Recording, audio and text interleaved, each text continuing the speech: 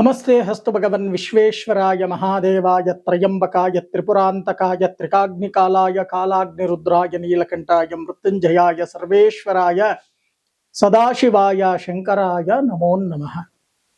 ವೀಕ್ಷಕರೇ, ಈ ಮಾಸ ಮಹಾಶಿವರಾತ್ರಿ. ಈ ಮಹಾಶಿವರಾತ್ರಿ ಮಹತ್ವ ಎಂಥದ್ದು? ಮಹಾಶಿವರಾತ್ರಿಯಲ್ಲಿ ನಾವು ಯಾಕೆ ಜಾಗರಣೆಯನ್ನ ಮಾಡಬೇಕು? ನಾವು ಯಾಕೆ ಯಾಮಗಳ ಪೂಜೆಯನ್ನ ಮಾಡಬೇಕು? ನಾವು ಯಾಕೆ ಉಪವಾಸದಿಂದ ಇರಬೇಕು? ಬಹಳಷ್ಟು ಜನಕ್ಕೆ ಸಂಪೂರ್ಣವಾಗಿ ಗೊತ್ತಿಲ್ಲ. ಎಲ್ಲರೂ ಕೂಡ ಶಿವರಾತ್ರಿ ಜಾಗರಣೆಯನ್ನ ಮಾಡ್ತಾರೆ. ಜಾಗರಣೆಯನ್ನ ಯಾವ ರೀತಿ ಮಾಡಬೇಕು ಅಂತಕ್ಕಂಥದ್ದು ಕೂಡ ಇಲ್ಲ. ನಿದ್ದೆ ಮಾಡಬಾರ್ದು ಅಷ್ಟೇ.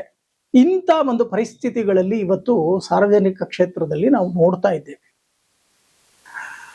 ನನ್ನ ಭಕ್ತಾದಿಗಳಿಗೆ ನಾನು ಹೇಳ್ತಕ್ಕಂಥದ್ದಿಷ್ಟೇ, ಶಿವನೊಲಿದರೆ ಭಯವಿಲ್ಲ, ಶಿವನಾಮಕ್ಕೆ ಸಾಟಿ ಬೇರಿಲ್ಲ. ಶಿವ ಶಿವ ಎಂದರೆ ಭಯವಿಲ್ಲ. ಶಿವ ಕೊಟ್ಟು ನೋಡ್ತಾನೆ, ಕಿತ್ಕೊಂಡು ನೋಡ್ತಾನೆ. ಅಂತ ಒಂದು ಶಿವರಾತ್ರಿಯನ್ನ ಆಚರಣೆಯನ್ನ ಯಾವ ರೀತಿ ಮಾಡಬೇಕು? ಅದರಲ್ಲೂ ಈ ಬಾರಿ ಬಂದಿರತಕ್ಕಂತ ಪರ್ವಕಾಲ, ಮಹಾಶಿವರಾತ್ರಿಯ ಪರ್ವಕಾಲ ನಮಗೆ ಭಾನುವಾರ 15ನೇ ತಾರೀಕು ನಮಗೆ ಪ್ರಾಪ್ತಿಯಾಗಿದೆ. ಚೆನ್ನಾಗಿ ಅರ್ಥ ಮಾಡ್ಕೊಳ್ಳಿ. ಸಂಸ್ಕೃತದಲ್ಲಿ ನಾವು ಹೇಳ್ತೇವೆ ರವಿವಾಸರ ಯುಕ್ತಾಯಾಮ್ ಅಂತ ಸಂಕಲ್ಪವನ್ನ ಮಾಡ್ತೇವೆ. ರವಿ ಎಂದರೆ ಯಾರು? ಸೂರ್ಯ.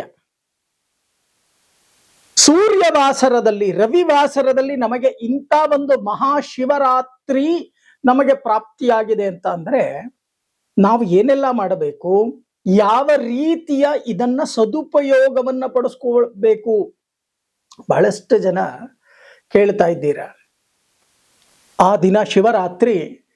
ಆ ಶಿವರಾತ್ರಿಯ ದಿನ ಬೆಳಗ್ಗೆ ಪ್ರಾತಃ ಕಾಲದಲ್ಲಿ ಎದ್ದು ಸೂರ್ಯ ನಮಸ್ಕಾರವನ್ನ ಮಾಡಿ, ಶುಚಿರ್ಭೂತರಾಗಿ ಸೂರ್ಯ ನಮಸ್ಕಾರವನ್ನ ಮಾಡಬೇಕು. ನಿತ್ಯ ಕರ್ಮಗಳನ್ನ ಮುಗಿಸಿ ಸಂಕಲ್ಪವನ್ನ ಮಾಡಬೇಕಂದ್ರೆ ಒಂದು ಬಿಲ್ವಪತ್ರೆ, ಸ್ವಲ್ಪ ಅಕ್ಷತೆ, ಸ್ವಲ್ಪ ನೀರನ್ನ ಕೈಯಲ್ಲಿ ಹಾಕೊಂಡು, ಆಧ್ಯಾತ್ಮಿಕ ಚಿಂತಕರಿದ್ದರೆ ಆಚಮ್ಯ, ಪ್ರಾಣಾಯಾಮ್ಯ ಇವೆಲ್ಲವನ್ನೂ ಕೂಡ ಮಾಡಿಕೊಂಡು ಮಹಾಸಂಕಲ್ಪವನ್ನ ಮಾಡಿ, ಹೇ ಭಗವಂತ ಪರಶಿವ ಪರಮೇಶ್ವರ, ನಮಗೆ ಬರ್ತಕ್ಕಂಥ ಕಷ್ಟ ಕಾರ್ಪಣ್ಯಗಳನ್ನ ನಿವಾರಣೆಯನ್ನ ಮಾಡು. ಈ ದಿನ ನೀನು ತ್ರಿನೇತ್ರವನ್ನ ಬಿಟ್ಟು ಸಂಚಾರವನ್ನ ಮಾಡತಕ್ಕಂಥ ಸಮಯ. ಆ ಸಮಯದಲ್ಲಿ ಮಹಾಶಿವರಾತ್ರಿ ಅಂತಕ್ಕಂಥದ್ದು ನಮಗೆ ಪ್ರಾಪ್ತಿಯಾಗಿದೆ.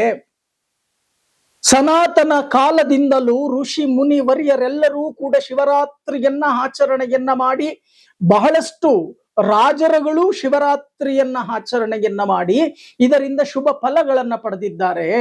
ನಮಗೆ ಇರ್ತಕ್ಕಂಥ ದೋಷಗಳನ್ನ, ನಮಗೆ ಬರ್ತಕ್ಕಂಥ ಕಷ್ಟ ಕಾರ್ಪಣ್ಯಗಳನ್ನ, ನಮಗೆ ಬರ್ತಕ್ಕಂಥ ತೊಂದರೆ ತಾಪತ್ರಯಗಳನ್ನ ನಿವಾರಣೆಯನ್ನ ಮಾಡಿ ನಮಗೆ ಸದ್ಬುದ್ಧಿಯನ್ನ ಕೊಟ್ಟು ನಮ್ಮ ಕುಟುಂಬಕ್ಕೂ ನಮಗೂ ನಮ್ಮ ಕ್ಷೇತ್ರಕ್ಕೂ ಅನುಕೂಲಗಳನ್ನ ಕೊಡು ಅಂತ ಹೇಳಿ ಪ್ರಾರ್ಥನೆಯನ್ನ ಮಾಡಿ ಸಂಕಲ್ಪವನ್ನ ಮಾಡಬೇಕು. ಬಹಳಷ್ಟು ಜನ ಶಿವನ ದೇವಸ್ಥಾನ ಇಲ್ಲ ಅಂತ ಹೇಳ್ತೀರಾ. ಗುರುಗಳೇ, ಮನೆಯಲ್ಲಿ ಶಿವಲಿಂಗ ಇಟ್ಕೊಂಡು ಅವತ್ತು ಪೂಜೆ ಮಾಡಬಹುದು. ಖಂಡಿತವಾಗಿ ಮಾಡಬಹುದು. ಶಿವನ ಅನುಗ್ರಹ ಅಂತಕ್ಕಂಥದ್ದು ಯಾರ್ಯಾರಿಗೆ ಬೇಕೋ ನಿಮ್ಮ ಮನೆಯಲ್ಲಿ ಒಂದು ಸಣ್ಣ ಶಿವಲಿಂಗ ಇಟ್ಟು ಅದಕ್ಕೆ ರುದ್ರಾಭಿಷೇಕವನ್ನ ಮಾಡಿ, ಯಾರು ಆ ದಿನ ಶಿವ ಪಂಚಾಕ್ಷರಿ ಮಂತ್ರವನ್ನ ಪಾರಾಯಣವನ್ನ ಮಾಡ್ತಾರೋ, ಶಿವನಿಗೆ ತಲೆಬಾಗಿ ದೀರ್ಘದಾಂಡ ನಮಸ್ಕಾರವನ್ನ ಮಾಡ್ತಾರೋ, ಶಿವಲಿಂಗಕ್ಕೆ ಯಾರು ಸ್ವಲ್ಪ ಜಲ ಬಿಲ್ವಪತ್ರೆಯನ್ನ ಅರ್ಪಣೆಯನ್ನ ಮಾಡ್ತಾರೋ ಅಂತವರಿಗೆ ಶಿವಾನುಗ್ರಹ ಅಂತಕ್ಕಂಥದ್ದು ಪ್ರಾಪ್ತಿಯಾಗತ್ತೆ. ಅಯ್ಯೋ, ಗುರುಗಳು ಹೇಳಿದ್ದಾರೆ ಬರೀ ನೀರು ಬಿಲ್ವಪತ್ರೆ ಮಾತ್ರ ಅರ್ಪಣೆಯನ್ನ ಮಾಡಬೇಕಂತೆ. ಖಂಡಿತವಾಗಿ ಇಲ್ಲ. ಮೇಲೆ ಶಿವ ಕೂತು ಎಲ್ಲವನ್ನೂ ಕೂಡ ಲೆಕ್ಕಾಚಾರ ಮಾಡ್ತಾ ಇರ್ತಾನೆ. ನಿಮಗೆ ಶಕ್ತಿಯನ್ನ ಕೊಟ್ಟಿದ್ದರೂ ಕೂಡ ಬರೀ ನೀರು ಮತ್ತೆ ಬಿಲ್ವಪತ್ರೆಯನ್ನ ಅರ್ಪಣೆ ಮಾಡತಕ್ಕಂಥದ್ದಲ್ಲ. ವ್ಯವಸ್ಥಿತವಾಗಿ ಆ ದಿನ ವಿಜೃಂಭಣೆಯಿಂದ ದೇವರಿಗೆ ಪಂಚಾಮೃತ ಅಭಿಷೇಕ, ಸಹಸ್ರಧಾರ ಜಲಾಭಿಷೇಕ, ರುದ್ರಾಭಿಷೇಕ, ಮತ್ತೆ ರುದ್ರ ಮತ್ತೆ ಚಮೆ ಪಾರಾಯಣವನ್ನ ಮಾಡ್ತಾ ಅಭಿಷೇಕ, ಯಾಮಗಳಲ್ಲೂ ಅಭಿಷೇಕ, ದೇವರಿಗೆ ನೈವೇದ್ಯ, ನಂತರ ಅರ್ಚನೆ, ಬಿಲ್ವಪತ್ರ ಅರ್ಪಣೆ, ಇವೆಲ್ಲವನ್ನು ಕೂಡ ಮಾಡಬೇಕು ಅಂತ ಹೇಳುತ್ತೆ ಶಿವಪುರಾಣ. ಕೆಲವರು ಏನ್ ಮಾಡ್ತೀರಾ, ಅಯ್ಯೋ ಒಂದು ಯಾಮದ ಪೂಜೆಗೆ ಹೋಗಿದ್ದೇವೆ ಸಾಕು ಅನ್ನೋ ಲೆಕ್ಕಾಚಾರ. ಭಗವಂತ ಕೊಟ್ಟಿರ್ತಕ್ಕಂಥ ಈ ಶರೀರ ಭಗವಂತನಿಗೆ ಮೀಸಲು, ಚೆನ್ನಾಗಿ ಅರ್ಥ ಮಾಡ್ಕೊಳ್ಳಿ. ಅದಕ್ಕೆ ಭಗವದ್ಗೀತೆಯಲ್ಲಿ ನಾವು ಹೇಳ್ತೇವೆ, ಕರ್ಮಣ್ಯೇ ವಾಧಿಕಾರಸ್ಯ ಮಹಾಫಲೇಶು ಕದಾಶನ. ಹೌದಲ್ವಾ? ನಾವೇನು ಕರ್ಮ ಅಂದ್ರೆ ಕೆಲಸ, ಕರ್ಮ ಅಂದ್ರೆ ಕರ್ಮ ಮಾಡುವುದು ಅಂತ ತಿಳ್ಕೋಬೇಡಿ. ಸಂಸ್ಕೃತದಲ್ಲಿ ಕರ್ಮ ಅಂತ ಅಂದರೆ ಕೆಲಸ. ನಾವು ಏನೇನು ಕೆಲಸಗಳನ್ನ ಮಾಡ್ತೀವೋ ಆಯಾ ಫಲಗಳು ಅಂತಕ್ಕಂಥದ್ದು ನಮಗೆ ಲಭ್ಯವಾಗತ್ತೆ. ಬಹಳಷ್ಟು ಜನ ಮೋಸ ಮಾಡ್ತಾರೆ, ಬಹಳಷ್ಟು ಜನ ವಂಚನೆ ಮಾಡ್ತಾರೆ, ಬಹಳಷ್ಟು ಜನ ಕುಟುಂಬದವರಿಗೂ ಕೂಡ ಮೋಸ ಮಾಡ್ತಾರೆ. ಅಂತವರಿಗೆ ಕರ್ಮ ಅಂತಕ್ಕಂಥದ್ದು ಬಿಡಲ್ಲ, ಚೆನ್ನಾಗಿ ಅರ್ಥ ಮಾಡ್ಕೊಳ್ಳಿ. ಅದಕ್ಕೆ ಇತ್ತೀಚಿನ ಆಡು ಭಾಷೆಯಲ್ಲಿ ಪ್ರತಿಯೊಬ್ಬರು ಹೇಳ್ತಾ ಇದ್ದಾರೆ, ಕರ್ಮ ರಿಟರ್ನ್ಸ್. ಇದು ಸತ್ಯವಾಗಿರ್ತಕ್ಕಂಥ ಮಾತು. ಇವತ್ತು ಇಂಗ್ಲಿಷಲ್ಲಿ ಹೇಳ್ತಾ ಇದ್ದಾರೆ, ಆವತ್ತಿನಿಂದ ತಲತಲಾಂತರದಿಂದ ಋಷಿ ಮುನಿವರ್ಯರು, ಗುರುಗಳು, ಪುರೋಹಿತರು, ಜ್ಯೋತಿಷ್ಯರು ಕರ್ಮದ ಕೆಲಸಗಳನ್ನ ಮಾಡಬೇಡಿ, ಪಾಪದ ಕೆಲಸಗಳನ್ನ ಮಾಡಬೇಡಿ, ಮೋಸ, ವಂಚನೆ, ದಗ ಇವೆಲ್ಲವನ್ನೂ ಕೂಡ ಮಾಡಬೇಡಿ. ಅರಿಷಡ್ ವರ್ಗಗಳನ್ನ ಎಷ್ಟು ಬೇಕೋ ಅಷ್ಟು ಉಪಯೋಗಿಸಿಕೊಂಡು ಈ ಭೂಲೋಕದಲ್ಲಿ ಸುಖ ಜೀವನವನ್ನ ನೋಡಿ ಅಂತ ಹೇಳಿ ಎಲ್ಲರಿಗೂ ಕೂಡ ಉಪದೇಶವನ್ನ ಮಾಡ್ತಾ ಬಂದಿದ್ದಾರೆ. ಇವತ್ತು ಇಂಗ್ಲಿಷಲ್ಲಿ ಕರ್ಮ ರಿಟರ್ನ್ಸ್ ಅಂತ ಹೇಳ್ತಾರೆ ಅಷ್ಟೆ. ಇದಕ್ಕೆ ಗ್ರಾಮೀಣ ಭಾಷೆಯಲ್ಲಿ ಹೇಳಬೇಕಂದ್ರೆ ಅಳಿಯ ಅಲ್ಲ, ಮಗಳ ಗಂಡ. ಅಳಿಯ ಅಂದ್ರೂ ಮಗಳ ಗಂಡಾನೆ, ಮಗಳ ಗಂಡ ಅಂದ್ರೂ ಅಳಿಯಾನೆ. ಹಾಗೆ ಇವತ್ತು ಹೆಚ್ಚೆತ್ಕೋತಾ ಇದ್ದಾರೆ ಜನ. ಅದಕ್ಕೆ ಹೇಳೋದು, ಬಹಳಷ್ಟು ಜನ ಸುಳ್ಳು ಹೇಳ್ತಾರೆ. ನೀವು ನೋಡಬಹುದು, ಇತ್ತೀಚೆಗೆ ಡಿಜಿಟಲ್ ಅನ್ನೋದು ಕೈಯಲ್ಲಿದೆ. ಯಾವಾಗಲೂ ಮೊಬೈಲ್ ಕೈಯಲ್ಲಿ ಹಿಡ್ಕೊಂಡಿರ್ತಾರೆ. ಮೊಬೈಲಲ್ಲೇ ಶಿವ ಮಂತ್ರವನ್ನ ಕೇಳುವುದು, ಮೊಬೈಲಲ್ಲೇ ಪಾರಾಯಣವನ್ನ ಮಾಡುವುದು ಖಂಡಿತ. ಆದರೆ ನಾನು ನಿಮಗೆ ಹೇಳ್ತಕ್ಕಂಥದ್ದಿಷ್ಟೇ, ಇವತ್ತಿನ ಸಾರ್ವಜನಿಕ ಕ್ಷೇತ್ರದಲ್ಲಿ ಇರ್ತಕ್ಕಂಥದ್ದನ್ನ ಎಷ್ಟು ಬೇಕೋ ಅಷ್ಟನ್ನು ಉಪಯೋಗಿಸ್ಕೊಳ್ಳಿ. ದೇವರ ಧ್ಯಾನವನ್ನ ಮಾಡಲಿಕ್ಕೆ, ದೇವರ ಪೂಜೆಗಳನ್ನ ಮಾಡಲಿಕ್ಕೆ ನೀವೇ ಕೂತು ಏಕಾಗ್ರತೆಯನ್ನ ಇಟ್ಟು ಶ್ರದ್ಧಾ ಭಕ್ತಿ ಏಕಾಗ್ರತೆಯಿಂದ ಭಗವಂತನನ್ನ ಧ್ಯಾನವನ್ನ ಮಾಡ್ತಕ್ಕಂಥ ಕೆಲಸವನ್ನ ಮಾಡಿ. ಆಗ ಶಿವ ನಿಮಗೆ ಅನುಗ್ರಹಿತನಾಗ್ತಾನೆ, ಆಶೀರ್ವಾದ ಮಾಡ್ತಾನೆ. ಶಿವ ಕೊಟ್ಟು ನೋಡ್ತಾನೆ, ಕಿತ್ಕೊಂಡು ನೋಡ್ತಾನೆ. ಜ್ಞಾಪಕ ಇರಲಿ.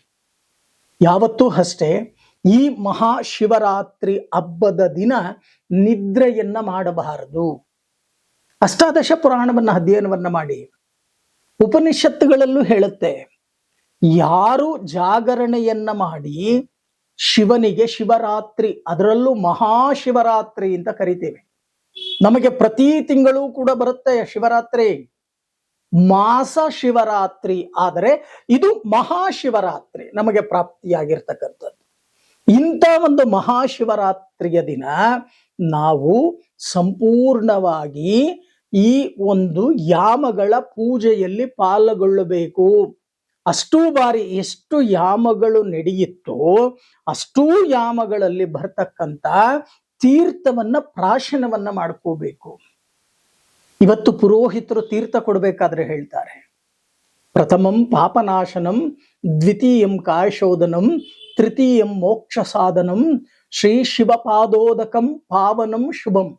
ಅಂದರೆ ಈ ಶಿವನ ರುದ್ರಾಭಿಷೇಕದ ತೀರ್ಥವನ್ನ ನೀನು ತಗೋತಾ ಇದೀಯಾ, ನಿನ್ನ ಜನ್ಮದಲ್ಲಿ ಮಾಡಿರ್ತಕ್ಕಂಥ ಕರ್ಮಗಳು ಪಾಪಗಳು ದಹಿಸಿ ನಿನಗೆ ಒಳ್ಳೆಯ ಸನ್ಮಾರ್ಗ ಅಂತಕ್ಕಂಥದ್ದು ಸಿಗಲಿ ಅಂತ ಹೇಳುತ್ತೆ ಅದರ ಅರ್ಥ. ಅದಕ್ಕೆ ಹೇಳೋದು, ಮನುಷ್ಯನಲ್ಲಿ ಬ್ಯಾಡ್ ಎನರ್ಜಿ ಅಂತಕ್ಕಂಥದ್ದು ಇರುತ್ತೆ, ಗುಡ್ ಎನರ್ಜಿ ಅಂತಕ್ಕಂಥದ್ದು ಇರುತ್ತೆ. ಅದನ್ನೇ ಸಂಸ್ಕೃತದಲ್ಲಿ ನಾವು ಹೇಳ್ತೇವೆ ಅಶುಭ ಫಲ ಶುಭ ಫಲ. ಆ ಶುಭ ಫಲ ಅಂತಕ್ಕಂಥದ್ದು ನಿಮಗೆ ಬರಬೇಕು ಅಂತಂದ್ರೆ ನೀವು ಈ ಬರ್ತಕ್ಕಂಥ ಶಿವರಾತ್ರಿಯ ದಿನ ಜಾಗರಣೆಯನ್ನ ಮಾಡ್ತಕ್ಕಂಥದ್ದನ್ನ ಮರಿಬೇಡಿ. ಜಾಗರಣೆಯನ್ನ ಮಾಡಿ. ಜಾಗರಣೆ ಮಾಡಬೇಕಾದ್ರೆ ಅಸಭ್ಯವಾಗಿ ವರ್ತನೆ ಮಾಡ್ತಕ್ಕಂಥದ್ದು, ಅಥವಾ ಯಾವುದೋ ಸಿನಿಮಾ ನೋಡ್ತಕ್ಕಂಥದ್ದು, ಯಾವುದೋ ಆರ್ಕೆಸ್ಟ್ರಾದಲ್ಲಿ ಹೋಗ್ತಕ್ಕಂಥದ್ದು, ಅಥವಾ ಬೇರೆ ಬೇಡದೇ ಇರ್ತಕ್ಕಂಥ ವಿಚಾರಗಳನ್ನ ಮಾಡೋಕೆ ಜಾಗರಣೆ ಅನ್ನಲ್ಲ ರೀ. ಜಾಗರಣೆ ಮಾಡಿ ಫಲವೇನು? ಜಾಗರಣೆಯನ್ನ ಮಾಡತಕ್ಕಂತ ಸಮಯದಲ್ಲಿ ನಾವು ಶಿವಾರಾಧನೆಯನ್ನ ಮಾಡಬೇಕು, ಶಿವನನ್ನ ಪ್ರಾರ್ಥನೆಯನ್ನ ಮಾಡಬೇಕು, ಆ ಪರಮೇಶ್ವರನ ನಾಮಗಳನ್ನ ಉಚ್ಚಾರಣೆಯನ್ನ ಮಾಡಬೇಕು. ಅಯ್ಯೋ ಗುರುಗಳೇ, ನಮ್ಗೇನು ಯಾವ ಒಂದು ಮಂತ್ರಗಳು ಕೂಡ ನಮಗೆ ಬರಲ್ಲ. ನಿಮಗೆ ಪಂಚಾಕ್ಷರಿ ಮಂತ್ರ ಬರುತ್ತೆ. ಓಂ ನಮಃ ಶಿವಾಯ, ನಮಃ ಶಿವಾಯ ಈ ಮಂತ್ರ ಗೊತ್ತಲ್ವಾ? ಇದನ್ನೇ ರಿಪೀಟ್ ಮಾಡ್ಕೊಳ್ಳಿ. ಗೊತ್ತಿಲ್ಲ ಅಂದ್ರೆ ಆಧ್ಯಾತ್ಮಿಕತೆಯನ್ನ ಇಟ್ಕೊಂಡಿರ್ತಕ್ಕಂಥವರು, ವೇದಾಧ್ಯಯನವನ್ನ ಮಾಡಿರ್ತಕ್ಕಂಥವರು, ಶಿವನಿಗೆ ಸಂಬಂಧಿಸಿರ್ತಕ್ಕಂಥ ವೇದ ಸ್ತೋತ್ರಗಳು, ಸೂಕ್ತಗಳು, ಪಾರಾಯಣವನ್ನ ಮಾಡ್ತಕ್ಕಂಥ ಕೆಲಸವನ್ನ ಮಾಡಿ. ಶಿವನಿಗೆ ಅರ್ಘ್ಯವನ್ನ ಕೊಡಿ.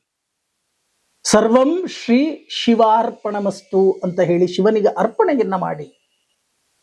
ದೀನನಾಗಿ ನಾವು ಭಗವಂತನನ್ನ ಪ್ರಾರ್ಥನೆಯನ್ನ ಮಾಡಬೇಕು. ಇಲ್ಲ ಅಂದ್ರೆ ನಿಮ್ಮ ಜೀವನಗಳಲ್ಲಿ ರುದ್ರ ತಾಂಡವ ಅಂತಕ್ಕಂಥದ್ದು ನಡೆಯುತ್ತೆ. ಜ್ಞಾಪಕ ಇರಲಿ. ರುದ್ರ ತಾಂಡವ ಅಂದ್ರೆ ನೀವು ನೋಡಿರ್ತೀರ.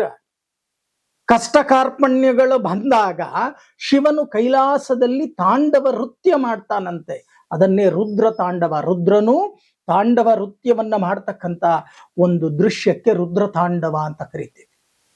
ಆ ರುದ್ರ ತಾಂಡವ ಮಾಡ್ತಕ್ಕಂಥ ಸಮಯದಲ್ಲಿ ಬಹಳಷ್ಟು ಸಂಕಷ್ಟಗಳನ್ನ ನಾವು ಅನುಭವಿಸಬೇಕಾಗತ್ತೆ. ಅದಕ್ಕೆ ಶಿವ ತನ್ನ ಮೂರನೇ ಕಣ್ಣನ್ನ ಬಿಟ್ಟು ಸಂಚಾರವನ್ನ ಮಾಡ್ತಾನೆ. ಅದಕ್ಕೆ ನಾವು ಶಿವನಿಗೆ ಹೇಳೋದು ತ್ರಿನೇತ್ರ. ಚೆನ್ನಾಗಿ ಅರ್ಥ ಮಾಡ್ಕೊಳ್ಳಿ.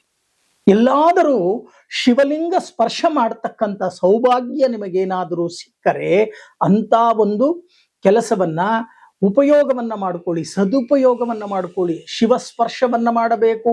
ಶಿವಲಿಂಗದ ಮೇಲೆ ನೀವೇ ಸ್ವತಃ ನೀರನ್ನ ಹಾಕಿ, ಹಾಲನ್ನ ಹಾಕಿ, ಬಿಲ್ವಪತ್ರೆಯನ್ನ ಅರ್ಪಣೆಯನ್ನ ಮಾಡಿ, ಮನೆಯಿಂದ ಮಾಡಿರ್ತಕ್ಕಂಥ ನೈವೇದ್ಯವನ್ನ ತಂಬಿಟ್ಟಾಗಬಹುದು, ಅಥವಾ ಯಾವುದಾದರೂ ಹುಂಡೆಗಳಾಗಬಹುದು, ಅಥವಾ ಹೆಸರು ಬೇಳೆ ಕೋಸಂಬರಿ ಆಗಬಹುದು. ಇದನ್ನ ನೈವೇದ್ಯವನ್ನ ಕೊಡಿ. ನೈವೇದ್ಯವನ್ನ ಕೊಟ್ಟು ಶಿವನಿಗೆ ಬಿಲ್ವಾರ್ಚನೆಯನ್ನ ಮಾಡಿ ಅಭಿಷೇಕವಾದ ನಂತರ ನಿಮ್ಮ ಹೆಸರಿನಲ್ಲಿ ಮಾರನೇ ದಿನ ಸೂರ್ಯ ಉದಯದ ನಂತರ ಕಡೇ ಯಾಮದ ಪೂಜೆ ಮುಗಿದ ನಂತರ ಬರ್ತಕ್ಕಂಥ ಭಕ್ತಾದಿಗಳಿಗೆ ಉಪವಾಸ ಯಾರ್ಯಾರು ಇರ್ತಾರೋ ಅಂತ ಭಕ್ತಾದಿಗಳಿಗೆ ಅನ್ನದಾನವನ್ನ ಮಾಡ್ತಕ್ಕಂಥ ಕೆಲಸವನ್ನ ಮಾಡಿ. ನಿಮ್ಮ ಮನೆ ದೇವರೇನಾದರೂ ಶಿವನಾಗಿದ್ದರೆ ನಿಮಗೆ ಕರ್ತವ್ಯ. ಯಾಕೆಂದ್ರೆ ನಿಮ್ಮ ಮನೆ ದೇವರು ಶಿವ ಆದರೆ ನಿಮ್ಮ ಮನೆಗೆ ಯಜಮಾನರು ನೀವಲ್ಲ.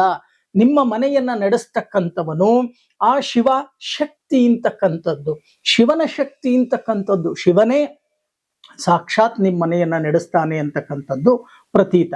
ಹಾಗಾಗಿ ನೀವೆಲ್ಲರೂ ಕೂಡ ಆ ದಿನ ಜಾಗರಣೆಗಿದ್ದು ಯಾಮಗಳ ಪೂಜೆಯನ್ನ ಮುಗಿಸಿ ನಂತರ ದೇವರಿಗೆ ನಮಸ್ಕಾರವನ್ನ ಮಾಡಿ, ಶಿವಾರ್ಪಣವನ್ನ ಮಾಡಿ, ವ್ಯವಸ್ಥಿತವಾಗಿ ಉಪವಾಸದಿಂದ ಬಂದಂತ ಭಕ್ತರಿಗೆ ಯಥಾನುಶಕ್ತಿ ಅನ್ನದಾನವನ್ನ ಮಾಡಿ. ನೀವೇನು ಸಾವಿರಾರು ಜನಕ್ಕೆ, ಲಕ್ಷಾಂತರ ಜನಕ್ಕೆ ಮಾಡಿ ಅಂತ ಅಲ್ಲ. ಶಿವ ಎಷ್ಟು ಶಕ್ತಿ ಕೊಟ್ಟಿದಾನೋ, ಶಕ್ತಿ ಮೀರಿ ಮಾಡತಕ್ಕಂತ ಕೆಲಸವನ್ನ ಶಿವ ಮೆಚ್ಕೋತಾನೆ ಅಂತಕ್ಕಂಥದ್ದು. ಹಾಗಾಗಿ ಶಿವನನ್ನ ಪ್ರಾರ್ಥನೆಯನ್ನ ಮಾಡಿ. ನಿಮ್ಮನ್ನೂ ಕೂಡ ರಕ್ಷಣೆಯನ್ನ ಮಾಡತಕ್ಕಂಥವನು ಶಿವನಾಗಿರ್ತಾನೆ.